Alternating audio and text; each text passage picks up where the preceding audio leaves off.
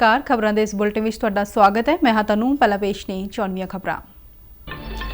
राष्ट्रपति द्रौपदी मुर्मू ने अज नवी दिल्ली विच महात्मा गांधी के 12 फुट उच्चे बुत का किया उद्घाटन। विदेश मंत्री डॉक्टर एस जयशंकर ने कहा कि G20 की प्रधानगी तहत भारत दीयां प्राप्तियां नूं विश्व याद रखेगा।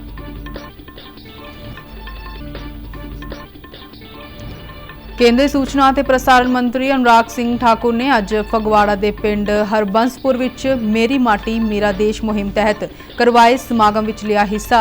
सारे नागरिकां नूं इस मुहिम का हिस्सा बनने का दिता सद्दा।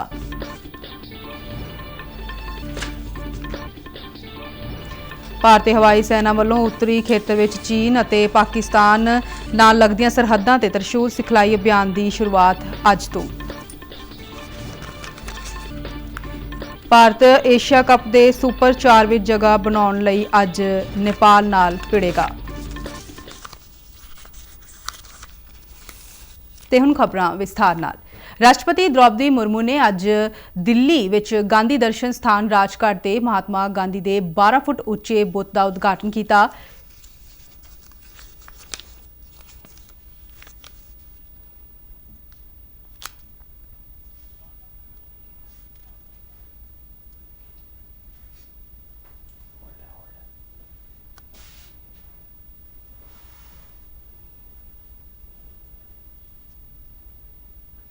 इस मौके राष्ट्रपति ने संबोधन करदियां कहा कि गांधी दर्शन कमेटी महात्मा गांधी के विचारों को अगे वधाउण लई काम कर रही है।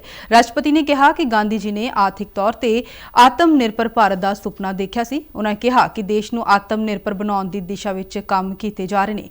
राष्ट्रपति ने कहा कि इस वेले दुनिया में आत्म बल ते संयम की बहुत जरूरत है।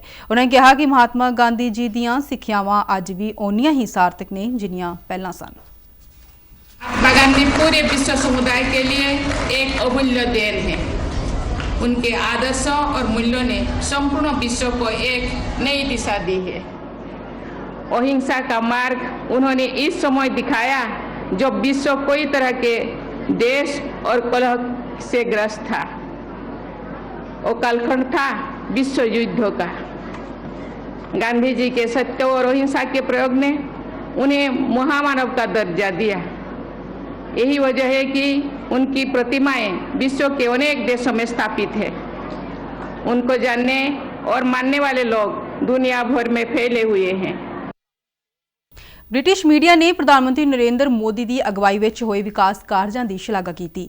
ब्रिटेन के अखबार द टेलीग्राफ ने लिखा है कि प्रधानमंत्री मोदी के शासन में राजनीतिक स्थिरता के कारण भारत कानूनी सुधार, कल्याण योजनावां विच सुधार ते बुनियादी ढांचे नूं प्रफुल्लित करने में सफल रहा है। अखबार ने लिखा है कि भारत अपने भूगोलिक लाभां ते डिजिटल हुनर दीयां व्यापक संभावनावां राहें अगे वध रहा है। लेख में यह भी कहा गया है कि भारत में संभावनावां बहुत ने पर कुछ चुनौतियां भी ने। प्रधानमंत्री नरेंद्र मोदी की अगवाई में भारत ने बड़े टीचे तय किए ने अते उन्हां हासिल करने वाल वध रहा है। इस विच अखबार ने चंद्रयान यात्रा की सफलता का भी जिक्र किया है। उन्होंने कहा कि प्रधानमंत्री नरेंद्र मोदी लई पूरी दुनिया भर दीयां राजधानियां विच लाल कालीन बिछाया जा रहा है। अखबार ने कहा है कि अगले 5 सालों दौरान भारत दुनिया की सब तो वध तेजी नाल वधदी अर्थव्यवस्था बनिया रहेगा। आगामी G20 शिखर सम्मेलन के मद्देनज़र अज डॉक्टर एस जयशंकर ने G20 की प्रधानगी तहत भारत के योगदान बारे दूरदर्शन न्यूज़ नाल होई एक वार्ता DD डायलॉग विच किया है कि अज विश्व सामने कई चुनौतियां ने पर G20 दीयां प्राप्तियां लई भारत नूं याद रखा जाएगा। उन्होंने कहा है कि दुनिया भारत नूं जानना चाहती है। उन्होंने कहा है कि विश्व दीयां चुनौतियां विचाले भारत की G20 प्रधानगी अहम है। जयशंकर ने कहा है कि भारत ने कई उपलब्धियां प्राप्त कीतियां ने। डॉक्टर एस जयशंकर ने कहा है कि देश ने यूक्रेन में फसे विद्यार्थियों को भारत में सुरक्षित वापस लिया है। उन्होंने कहा है कि भारत इस वेले डिजिटल क्रांति में अगवाई कर रहा है। उन्होंने कहा है कि G20 का हर एक मैंबर देश अपनी जिम्मेवारी समझ रहा है। उन्होंने कहा है कि असीं दुनिया का सब तो वड्डा कोविड वैक्सीन प्रोग्राम चलाया है। So the world environment today is very difficult. You have a very sharp east-west polarization. You have very big north-south divides, gaps, which have grown during this COVID period due to and aggravated by conflicts. ਕੇਂਦਰੀ ਸੂਚਨਾ ਤੇ ਪ੍ਰਸਾਰਣ ਮੰਤਰੀ ਅਨੁਰਾਗ ਸਿੰਘ ਠਾਕੁਰ ਨੇ ਅੱਜ ਫਗਵਾੜਾ ਦੇ ਪਿੰਡ ਹਰਬੰਸਪੁਰ ਵਿੱਚ ਮੇਰੀ ਮਾਟੀ ਮੇਰਾ ਦੇਸ਼ ਮੁਹਿੰਮ ਹੇਠ ਕਰਵਾਏ ਗਏ ਸਮਾਗਮ ਵਿੱਚ ਹਿੱਸਾ ਲਿਆ।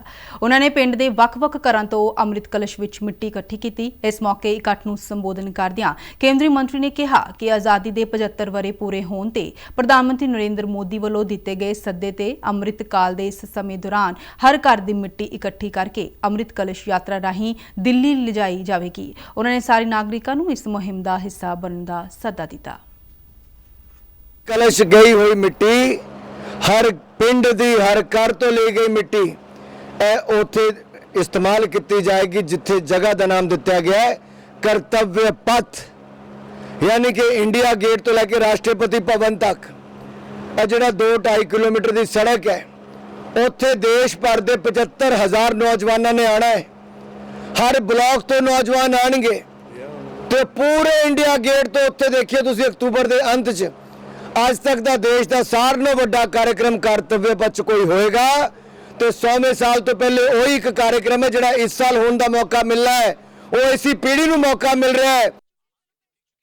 इस मौके ते अनुराग सिंह ठाकुर ने पिंड वासियों को पंच प्रण की सौं भी चुकाई।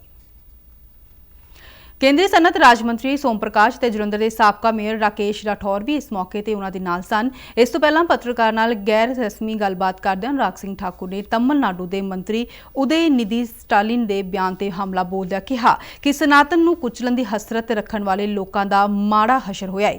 INDIA दे गठजोड़ नूं घमंडियां गठजोड़ दसदिਆਂ कहा कि सनातन धर्म हमेशा रहेगा। उन्हां गठजोड़ के नेतावां नूं देश तो माफी मंगण की मांग की। केंद्रीय मंत्री ने कहा कि हिंदू अतवाद ਦੀ ਹੋੜ ਇੱਕ ਤੋਂ ਬਾਅਦ ਦੂਜੇ ਨੇਤਾ ਵਿੱਚ ਲੱਗੀ ਹੋਈ ਹੈ।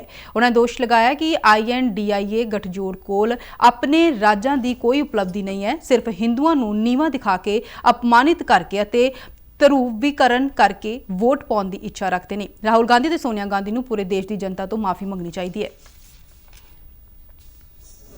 घमंडिया गठबंधन के एक के बाद दूसरे नेता ने किया है हिंदुओं पर वार करने का, चाहे वो शब्दों से हो, बम से हो या उनको कुचलने की बात हो। हिंदू आतंकवाद कहने की होड़ कांग्रेस में एक के बाद दूसरे नेता की लगी है।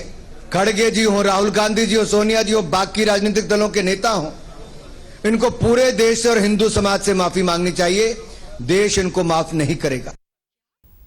सूचना ते प्रसारण मंत्री अनुराग सिंह ठाकुर ने मगरों लवली प्रोफैशनल यूनिवर्सिटी विखे न्यू इंडिया डिबेट विच हिस्सा लिया।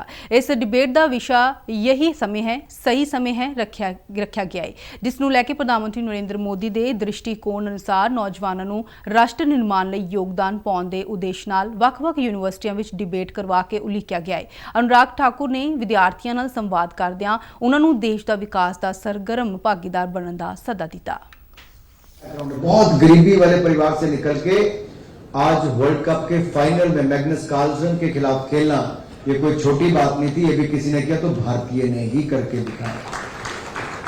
सिक्योरिंग इंडिया, सुरक्षा से बड़ा कुछ नहीं। सुरक्षित भारत नहीं होगा तो आप भी इस हॉल के अंदर सुरक्षित नहीं होंगे। आज यूक्रेन की जो हालत है वहां हमारे 23,000 विद्यार्थी पढ़ते थे।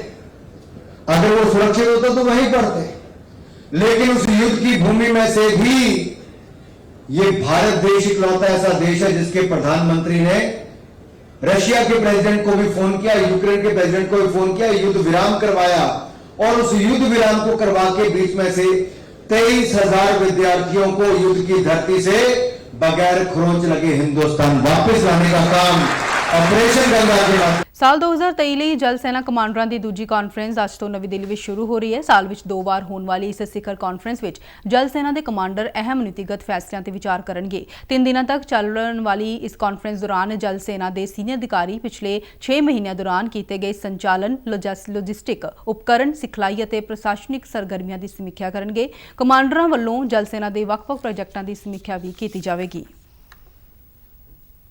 ਭਾਰਤੀ ਹਵਾਈ ਸੈਨਾ ਉੱਤਰੀ ਖੇਤਰ ਵਿੱਚ ਚੀਨ ਅਤੇ ਪਾਕਿਸਤਾਨ ਨਾਲ ਲੱਗਦੀਆਂ ਸਰਹੱਦਾਂ ਤੇ ਅੱਜ ਤੋਂ ਤ੍ਰਿਸ਼ੂਲ ਸਿਖਲਾਈ ਅਭਿਆਸ ਦੀ ਸ਼ੁਰੂਆਤ ਕਰ ਰਹੀ ਹੈ। ਇਸ ਅਭਿਆਸ ਵਿੱਚ ਰਾਫੇਲ, ਮਿਰਾਜ 2000 ਅਤੇ ਸੁਖੋਈ 30 ਸਮੇਤ ਲੜਾਕੂ ਜਹਾਜ਼ਾਂ ਦੇ ਸਾਰੇ ਪ੍ਰਮੁੱਖ ਬੇੜੇ ਸ਼ਾਮਲ ਨੇ।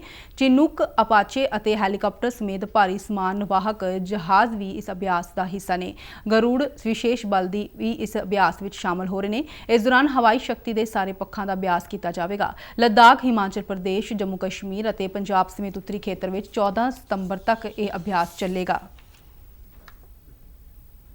ਰੇਲ ਕੋਚ ਫੈਕਟਰੀ ਕਪੂਰਥਲਾ ਦੇ ਕਰਮਚਾਰੀ ਯੂਨੀਅਨ ਵੱਲੋਂ ਕੱਲ੍ਹ ਆਪਣੀਆਂ ਮੰਗਾਂ ਦੇ ਹੱਕ ਵਿੱਚ ਇੱਕ ਰਾਸ਼ਟਰ ਪੱਧਰੀ ਸਮਾਗਮ ਕਰਵਾਇਆ ਗਿਆ। ਯੂਨੀਅਨ ਦੇ ਰਾਸ਼ਟਰੀ ਅਤੇ ਸੂਬਾ ਪੱਧਰੀ ਦੇ ਅਹੁਦੇਦਾਰਾਂ ਨੇ ਸਰਕਾਰ ਤੋਂ ਪੁਰਾਣੀ ਪੈਨਸ਼ਨ ਨੀਤੀ ਮੁੜ ਬਹਾਲ ਕਰਨ ਦੀ ਮੰਗ ਕੀਤੀ ਹੈ। ਉਹਨਾਂ ਨੇ ਪੰਜਾਬ ਸਰਕਾਰ ਵੱਲੋਂ ਵੀ ਕਰਮਚਾਰੀਆਂ ਦੇ ਹੱਕਾਂ ਖਿਲਾਫ ਲਏ ਜਾ ਰਹੇ ਫੈਸਲਿਆਂ ਦੀ ਸਖਤ ਸ਼ਬਦਾਂ ਵਿੱਚ ਨਿਖੇਧੀ ਕੀਤੀ। ਖਬਰਾਂ ਦੇ ਬੁਲਟਨ ਸਾਡੇ ਦਰਸ਼ਕ RNU DDK ਜਲੰਧਰ ਦੇ YouTube ਚੈਨਲ, Facebook ਪੇਜ ਅਤੇ Twitter ਹੈਂਡਲ ਤੇ ਵੀ ਦੇਖ ਸਕਦੇ ਨੇ। ਇਸ ਦੇ ਨਾਲ ਹੀ ਖਬਰਾਂ ਦਾ ਬੁਲਟਨ ਖਤਮ ਹੁੰਦਾ ਹੈ। ਇਜਾਜ਼ਤ ਦਿਓ। ਨਮਸਕਾਰ।